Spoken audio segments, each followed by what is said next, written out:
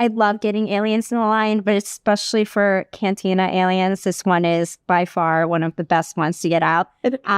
So really excited that he's coming out. He is in that deluxe size card back that we're doing for our deluxe size vintage collection items now. He is in that deluxe size card back, deluxe size card back, deluxe size card back, deluxe size card back, deluxe size card back, deluxe size card back.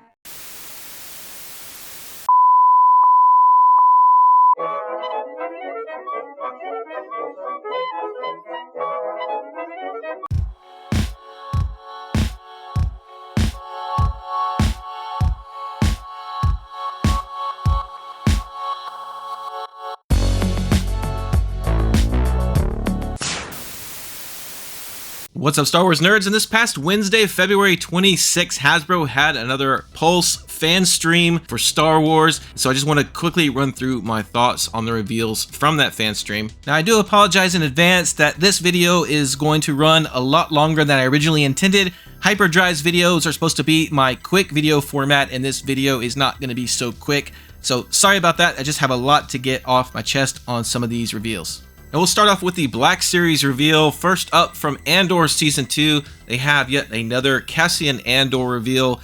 That's 2, by the way, ahead of TVC even getting 1 reveal for Andor. And this is Cassian Andor Sinar Test Pilot. Obviously, this is when he puts on a TIE Fighter pilot's outfit to steal some kind of advanced prototype TIE Fighter in the show, and it looks pretty awesome. It's got a great head sculpt. I'm sure it's the same head sculpt from the previous reveal for Andor, but I really love the helmet design on this. That's got to be my favorite part about this figure, is that helmet. And I don't know about you guys, but I am extremely hyped for Andor Season 2. Andor Season 1 was amazing, and Season 2 looks to be even better. The trailer dropped this past week, and I'm just really excited. I just wish TVC had some Season 2 Andor stuff to get excited about as well. Next up, also from Andor Season 2, they are releasing an updated version of Director Orson Krennic. I think this is a smart move. The original Krennic had some really soft features on his head. Now, they've said that they've only updated the inkjet, photo reel on his face, but to me it looks like it's an all-new sculpt. I mean, check out this old version compared to the new. I mean, it's just night and day, and if that is purely from the photo reel, then that's amazing, because he looks way better. Next, from The Mandalorian Season 3, they revealed the Imperial Praetorian Guard. It's another one I'm really jealous of. I'm really wanting in TVC. It is rumored. But he comes with the whip sword, and I think it's called a glaive, if I'm not mistaken. Pretty cool weapons. I think there is a third weapon that they used on the show, but they're only including 2 accessories. But he looks really good. I like the promo photos. That red looks fantastic. However, I noticed when they showed him in person in the studio, it looks like more of an orangey red, but I'm guessing it's just the lighting in the studio. I did not like the way they looked in person on the studio shot. So hopefully these will come out looking like the promo photos, and they look fantastic. Desperately need these in TVC to go with my Paz Vizsla, and they are rumored to be coming to TVC, so let's hope the rumors come true. So speaking of TVC rumors, another figure rumored to be coming to TVC that Black Series revealed is Moff Gideon Dark Trooper armor, and I gotta say, this guy looks really awesome. Really loving the sculpt on this one. The only minor thing I see being an issue with this figure is with the regular helmet that goes over the head. It does look to be a bit oversized. It's not egregious, but it does look a little too big. Other than that, this guy looks awesome.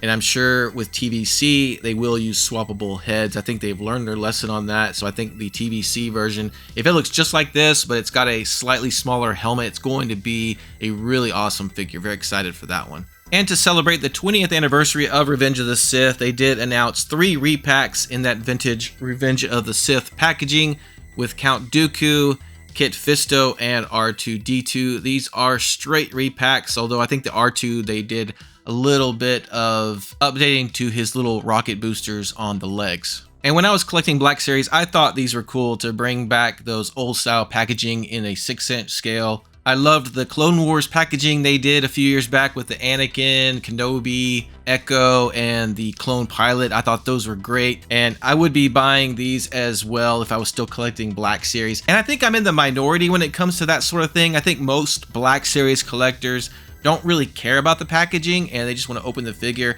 And so I don't know how well these are going to sell. But if you are a Black Series collector, let me know in the comments if you like these type of nostalgic releases for that line and if you plan on buying these. They did have one roleplay item to reveal, and that is the Clone Trooper 501st Legion. This was a surprise to no one. Complete no-brainer that they would repaint the Phase 2 clone helmet for a 501st, and it looks great. I really like the shade of blue they went with, which I think is more based on the Kenobi appearance live action, where it's kind of a slightly lighter blue, which I actually prefer over the darker blue version of the 501st. So it's a solid release, definitely expected. This is going to be a great one for Clone Trooper helmet collectors. All right, so let's switch over to the vintage collection, starting with a release from The Mandalorian Season 3, and that is the Imperial Armored Commando. This was not a surprise to most TVC collectors. This was heavily rumored to be coming. And, unfortunately, they've declared it a deluxe figure. They put it on the deluxe card back. Now, I am starting to get very irritated with the deluxe card backs because they don't really fit in with the rest of my carded collection. They take up too much space and there's no protective cases for them, so just getting a little annoyed. Now at least this one's coming with that shield that takes up a lot of space in the bubble, so it's not as egregious as some of the other reveals for deluxe card backs, such as that Sabine Wren we're getting later this year. And there's a look at all the accessories he comes with, and it's some nice accessories with the shield and the jetpack and the multiple weapons, and he looks really good. I'm very excited about this figure. My only issue again is that it's deluxe and people are going to want to army build this figure. So I'm really hoping maybe they do a second release that's on a standard card, maybe that doesn't have the shield, or just release them in an army builder pack, because I'm going to want to have probably at least 4 or 5 of these guys personally. So it would be really nice to get a way of army building him without having to pay the deluxe prices, which I believe is basically $25 US.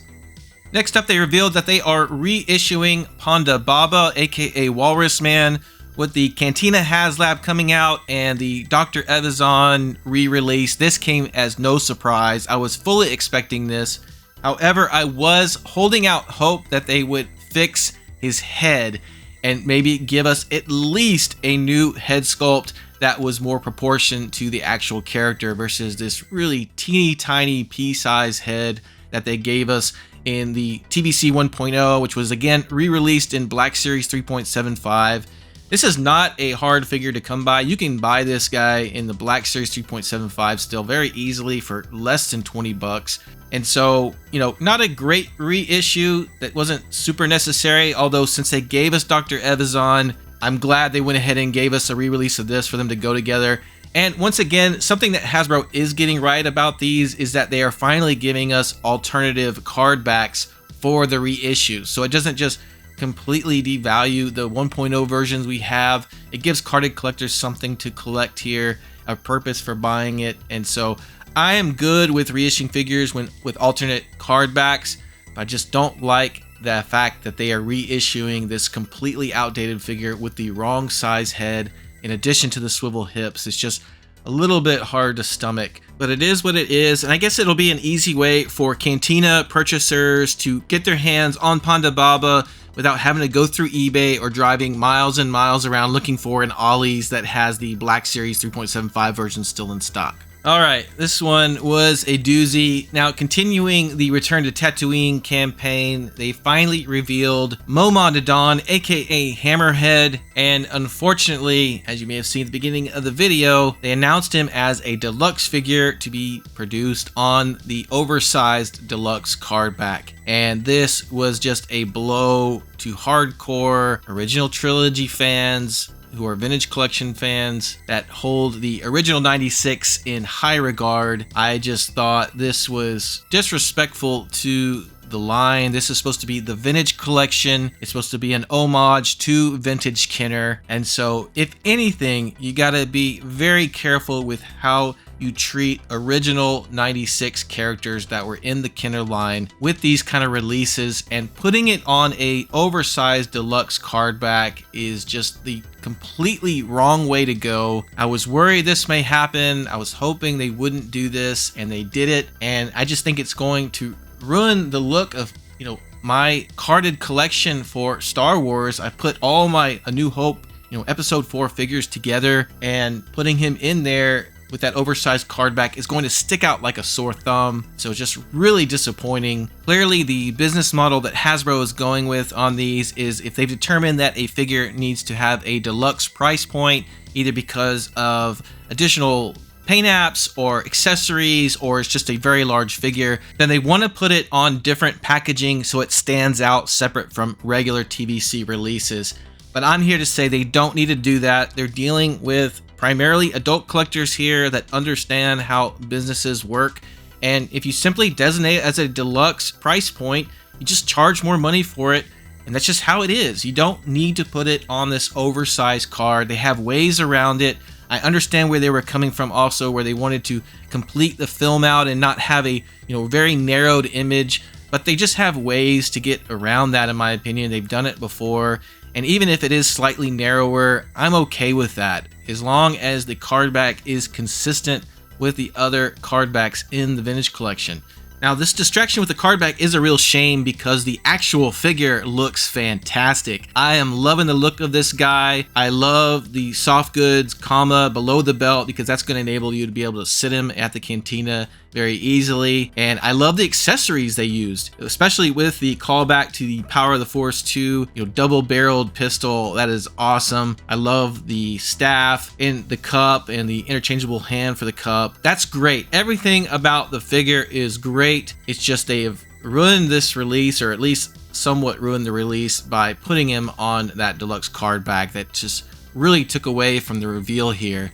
But I have to admit, the figure itself is the most important thing, so they got that right, so at least we have that. All I can do now is hope that they come out with a secondary release on a standard 6x9 card back, that has maybe less accessories, something like that. So hopefully Hasbro will correct this wrong with that. So Momaw Nadon and Ponda Baba both are going to be fan channel exclusive releases, and the pre-orders go up on the 5th of March 2025 at 1 p.m. Eastern Standard Time. And finally, they did have a pipeline reveal for TVC, and that is Luke Skywalker's land speeder.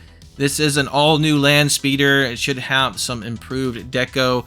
Now, I'm very excited about this because I do not have the original TVC release of Luke's land speeder, so I really needed this one. Now, if you've already got that land speeder, probably this is not going to be super exciting and maybe not worth the upgrade to you, but they did say this is an all newly tooled land speeder, so it should have some minor improvements, and I'm expecting that the deco should be an improvement as well. So overall, I think the Return to Tatooine campaign so far has been pretty good with some misses, but I'm really looking forward to some new reveals from this campaign, including the new Sand Troopers, and we're supposed to be getting a beast from this campaign, and I'm hoping that will be an all-new dewback. Thanks for watching.